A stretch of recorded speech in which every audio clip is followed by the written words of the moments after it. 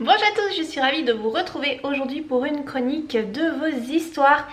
L'histoire que je vais chroniquer aujourd'hui se trouve sur Wattpad et s'intitule La prophétie de l'aube, le tome 1. Il y a plusieurs tomes, cette histoire est apparemment complète. En tout cas, le tome 1 est complet.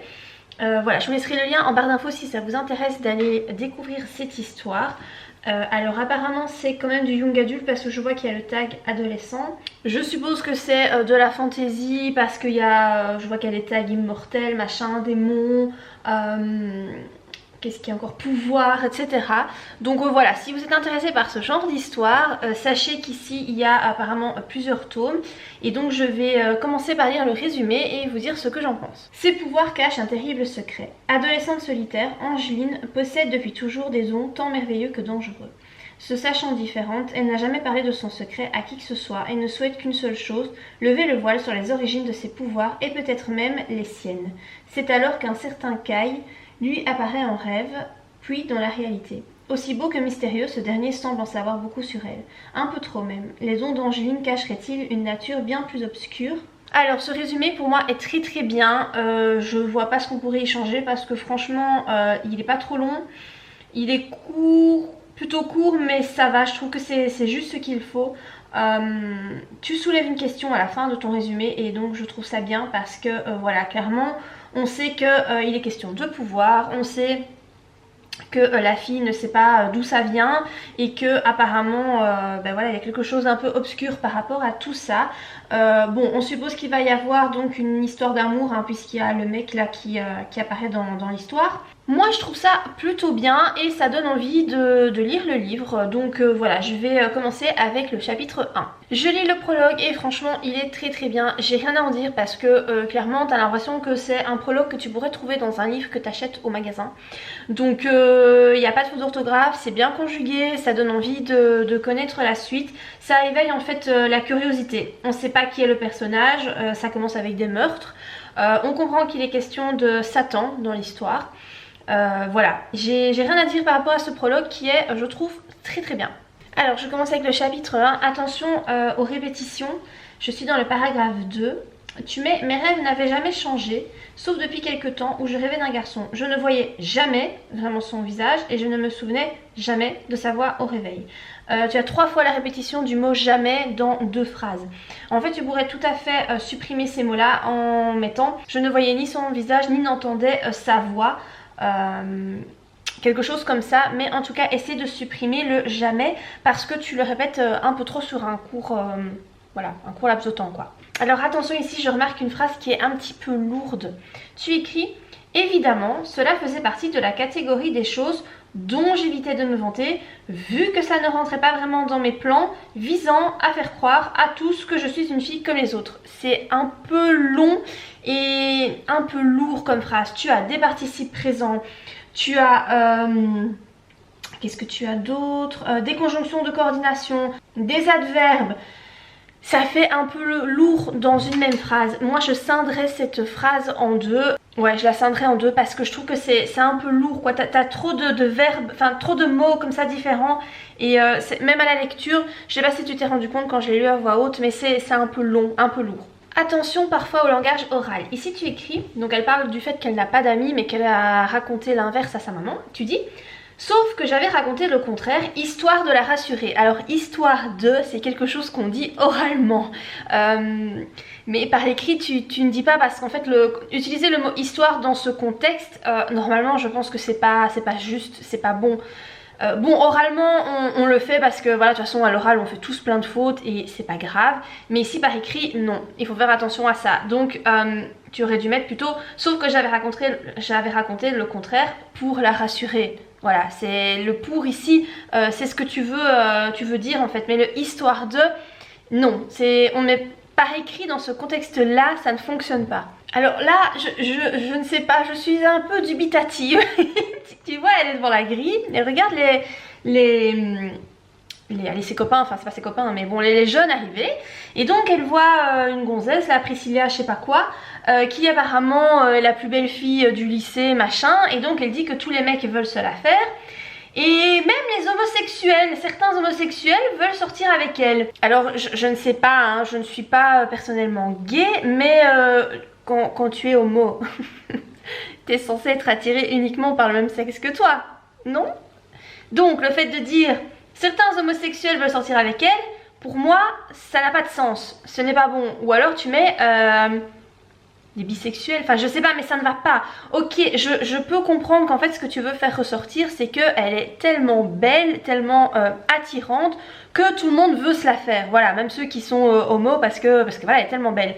Mais c'est pas logique parce que quand t'es homo, je pense, hein, dites-moi si je me trompe, si voilà, s'il y a des personnes homosexuelles qui regardent cette vidéo, n'hésitez pas à vous manifester. Mais je crois quand même que quand tu es homo, que tu sois homme ou femme, ben, tu n'es vraiment attiré que par le même sexe que toi. Sinon, ben, tu n'es pas homo. Je sais pas. Dites-moi ce que vous en pensez. Je vous avoue que je ne... Voilà, je ne sais pas, mais ça m'interpelle en tout cas.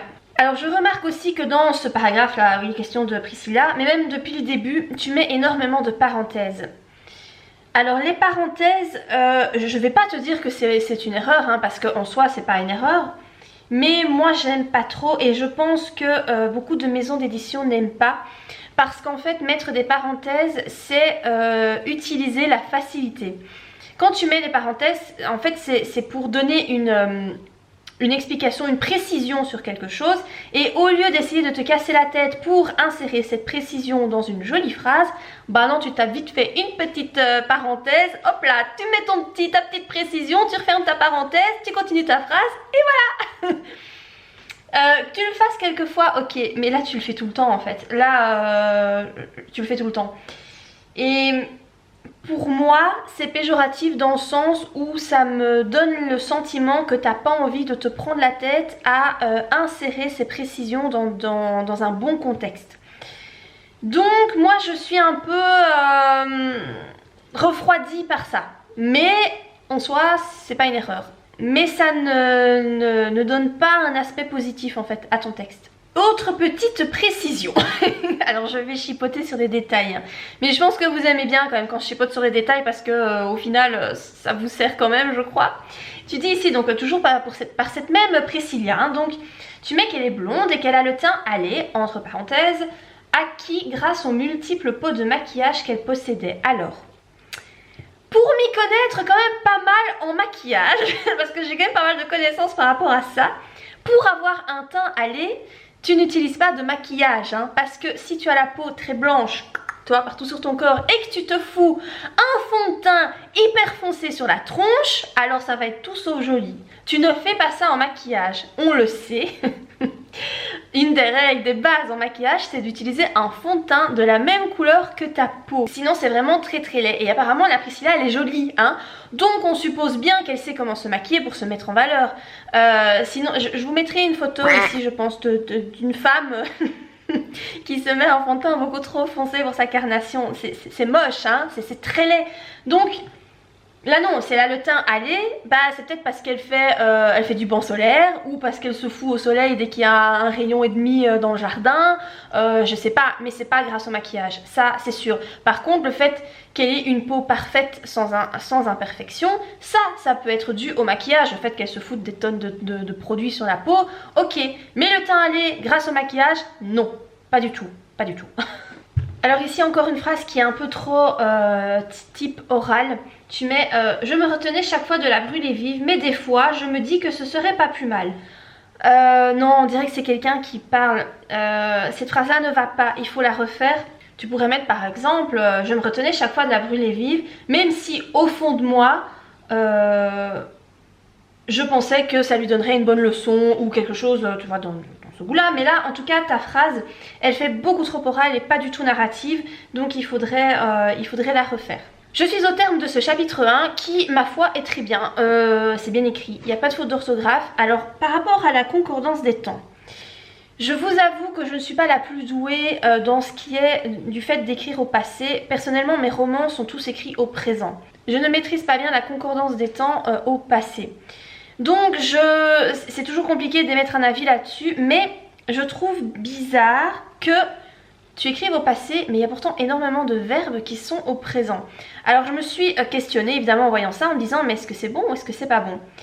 J'ai pas l'impression que ce soit une faute, mais en même temps il y en a tellement au présent que ça me semble louche. Parce que ben, voilà, des livres écrits au passé, j'en ai déjà lu beaucoup. Et en fait dans ces livres là je ne vois jamais de mots au présent ou très peu. Et là il y en a beaucoup. Après en général les livres, enfin non j'en lis aussi qui sont écrits du point de vue interne. Je sais pas, en fait je me questionne par rapport à cette concordance des temps. Je vais pas te dire qu'elle est mauvaise parce qu'en fait je sais pas, mais je trouve curieux qu'il y ait autant de verbes au présent. Je ne sais pas, en tout cas moi la façon dont je... Bon là c'est un point de vue purement personnel hein. Mais la façon dont tu construis ton histoire, moi je trouve que ça aurait été plus pertinent de l'écrire au présent. Parce que je trouve qu'au passé ça ne va pas. Enfin, c'est pas que ça ne va pas, mais ce type de texte irait mieux je trouve au présent. Surtout que tu écris d'un point de vue interne en jeu. Et en fait je trouve que quand tu écris en jeu c'est plus immersif quand tu le fais au présent. Et vu qu'il y a beaucoup de verbes qui sont quand même conjugués au présent, je trouve ça dommage que tu aies fait tout au passé. Après je me dis que je crois qu'il y a, il me semble avoir vu qu'il y avait 3 tomes. Je me dis que si tu dois tout remettre au présent, tu vas en chier. Je suis pas sûre que tu vas avoir envie de le faire. Mais voilà, c'est peut-être un petit conseil pour tes prochains romans ou pour vous qui me regardez. Si tu écris du point de vue interne et que vraiment ton histoire en fait se passe au présent, à l'instant T, pourquoi écrire au passé? Peut-être parce que tu le préfères, hein, c'est un bon argument, oui. Mais moi ici clairement je trouve que ça aurait été mieux au présent. Mais bon voilà, c'était juste une petite réflexion que je soulève. Je suis dans le chapitre 20 où comme il y a beaucoup de chapitres, je vais pas faire 3 d'affilée. Je me suis dit que j'allais en faire, j'allais lire le chapitre 20 et le dernier chapitre pour avoir un peu un aperçu de ton évolution du style. Ici j'ai une phrase qui est encore une fois un peu trop orale. Tu mets putain mais c'était possible de penser à autre chose qu'à ce mec. C'est une phrase qu'elle se dit à elle-même, mais bon, enfin, ça va pas quoi, c'est trop oral et ça ne va pas. Tu le dis dans une phrase de dialogue, je peux encore concevoir, mais là c'est dans la narration. Et pour moi c'est pas bon cette phrase. Tu vois par rapport au verbe que je te dis au présent, ici j'ai une phrase, il m'avait clairement dit qu'il ne voulait plus qu'on se fréquente. Je pense que normalement tu aurais dû mettre qu'on se fréquentasse. Après c'est du subjonctif passé. Je sais que ça ne s'utilise plus vraiment le subjonctif passé. Donc je me demande si ce n'est pas toléré de mettre au présent. Je sais pas, ça m'interpelle. Dites-moi en commentaire qu'est-ce que vous pensez de cette façon de conjuguer. Ouais, dites-moi ce que vous en pensez parce que franchement là je ne sais pas. Je suis dans l'interrogation la plus totale. Alors il y a aussi, enfin je sais pas, après c'est peut-être moi qui suis prude, hein, je ne sais pas. Mais tu vois elle met ici... J'aurais bien été incapable de savoir lequel de mes 5 plans cul de 3e m'avait eu la première. Donc elle parle de sa virginité. J'ai pas tilté quel âge elle avait, je crois qu'elle doit avoir 17 ans, elle est au lycée. Bah je sais pas, ça choque personne. Pas le fait qu'elle en ait eu 5, hein. Bon chacun fait ce qu'il veut de son cul, c'est pas le problème. Mais elle a couché avec 5 personnes, elle doit quand même bien se souvenir c'est lequel le premier quoi, non? Enfin, je sais pas, moi je me dis c'est que c'est le genre de choses dont tu te souviens quoi, même si, enfin je sais pas, ou alors elle s'est fait les 5 la même soirée et donc elle sait plus dans quel ordre ça a été le premier et puis je ne sais pas, mais je trouve que ça ne va pas, enfin t'es censé le savoir quand même, je trouve ça un peu gros de me dire la fille elle a 17 ans, elle s'est tapé 5 mecs, bon soit. Mais c'est plus lequel a été le premier. Bah si, ce genre d'info que tu te souviens quand même si tu penses que... Même si tu considères le sexe avec vraiment très peu d'intérêt ou voilà... tu te souviens quand même de ce genre d'info. Enfin, je sais pas, moi il me semble, mais bon, après c'est encore un avis purement personnel. Hein, mais quand je vois ça, moi ça me fait lever les yeux au ciel. Ou alors il y a une explication dans les chapitres avant... Si c'est le cas, je suis désolée de ma réflexion, il y a peut-être une explication par rapport à son histoire des 5 plans cul. je ne sais pas, est-ce qu'elle a bien 17 ans aussi? Parce que je t'avoue que comme je ne lis pas tout, il y a peut-être des infos qui m'échappent. Donc voilà, j'ai lu vite fait le chapitre 41, je crois que c'est ça. Alors, je vais pas pouvoir vraiment juger le fond de ton histoire parce que j'ai pas tout lu, hein, mais franchement ça m'a l'air très très sympa. J'ai compris grosso modo ce qui se passait en lisant bien le chapitre 20. Je pense que tu as eu une très chouette idée. De fait, c'est un roman fantastique. Après, est-ce que c'est du young adulte? Ben écoute, la façon dont elle s'exprime et de ce que j'ai pu voir par rapport au sexe, ça me semble quand même un peu poussé quoi. Après, moi je vous avoue, je suis toujours un peu choquée quand je vois des jeunes filles de 17-18 ans, parce que je pense que c'est vraiment son âge, elle dit qu'elle vient de finir l'école, donc j'imagine qu'elle a 17-18 ans. Prendre le sexe avec autant de désinvolture, moi ça me choque et ça me dérange beaucoup. Bon là on va rentrer dans la sphère maman Morgane qui parle à ses enfants. Mais je pense que quand tu es plus âgé et que tu as plus d'expérience, le fait de considérer le sexe comme quelque chose de pas grave est un peu normal parce que tu es déjà passé par plusieurs choses, sans entrer trop dans les détails. Mais quand tu as 17-18 ans, je trouve ça un peu... ouais, je sais pas, moi ça me choque en fait. Mais c'est peut-être parce que je suis beaucoup plus vieille et que voilà, je sais pas, ma génération n'était pas celle qui est maintenant. Je sais que maintenant la génération est un peu, est très libérée par rapport à ça. Et moi de mon temps, quand j'avais 17-18 ans, c'était pas du tout comme ça qu'on voyait les choses. Donc voilà, c'est un point de vue purement personnel, hein, mais... Pour moi, c'est pas vraiment du young adulte ça. Je sais pas si tu le considérais comme du young adulte. J'avais vu qu'il y avait le tag adolescent parce qu'effectivement c'est une adolescente. Mais voilà, après je sais pas ces dessins érotiques, je n'en ai pas trouvé, mais bon j'ai pas assez lu que pour savoir s'il y en avait. Après par rapport donc à la concordance des temps, j'ai toujours cette petite interrogation. Je vous invite vraiment à me donner votre avis par rapport à ça parce que je ne sais pas. Je maintiens quand même que je trouve que ça aurait été mieux si c'était tout au présent. Mais voilà, c'est une appréciation personnelle. Mais pour avoir lu beaucoup de romans, ce type d'histoire pour moi est mieux au présent. Mais bon, voilà, après le fait de l'écrire au passé, c'est pas grave. Par contre, les parenthèses que tu mets tout le temps, et là je vois que tu en as encore mis, en fait, tu le fais dans tout ton roman, il va vraiment falloir faire quelque chose. Parce que c'est pas possible. Alors peut-être que tu as déjà lu des romans avec beaucoup de parenthèses. Ce n'est pas mon cas. Pourtant j'ai lu quand même au moins, plus de 400 livres dans ma vie. Donc j'ai quand même un bagage derrière moi. Et j'ai pas du tout souvenir d'avoir lu un texte avec autant de parenthèses quoi. Moi je te conseillerais vraiment, si j'ai vraiment un conseil à te donner, le plus important de toute cette vidéo, c'est de retirer toutes ces parenthèses. Mais vraiment, t'en laisses pas quoi, ou très très peu.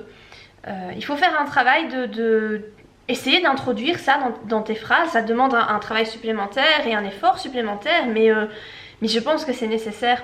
Après, c'est bien écrit. Il n'y a pas de faute d'orthographe, en tout cas quasi pas. L'histoire a l'air super intéressante. Franchement, voilà. Après, je sais pas. Il faudrait que je lise vraiment tout pour pouvoir émettre un avis très complet. Ce que je peux pas faire hein, ici. Mais voilà, ça m'a l'air quand même hyper prometteur. Et voilà. Écoute, si tu as des questions par rapport à ton histoire, n'hésite pas à les mettre en commentaire ou des précisions que tu aurais peut-être besoin par rapport à ce que j'ai dit. N'hésite pas. Voilà, si vous avez des questions, même les autres personnes, hein, n'hésitez pas à laisser tout ça en commentaire. La vidéo est là pour ça aussi. Et j'espère que ça vous a plu. Si c'est le cas, n'hésitez pas à liker la vidéo, à la partager parce que voilà, j'ai repris ces vidéos là parce que vraiment c'était quelque chose apparemment que vous appréciez et ça vous manquait. Donc si vous avez envie de me soutenir parce que c'est important et être sur YouTube c'est difficile, se faire connaître c'est difficile, générer des vues c'est difficile. Donc si vous avez envie de m'aider parce que vous appréciez mon travail, vraiment, n'hésitez pas à parler un peu de moi sur vos réseaux, à partager la vidéo, ça me ferait trop plaisir. Et moi je vous dis à très bientôt pour de prochaines vidéos. Bye!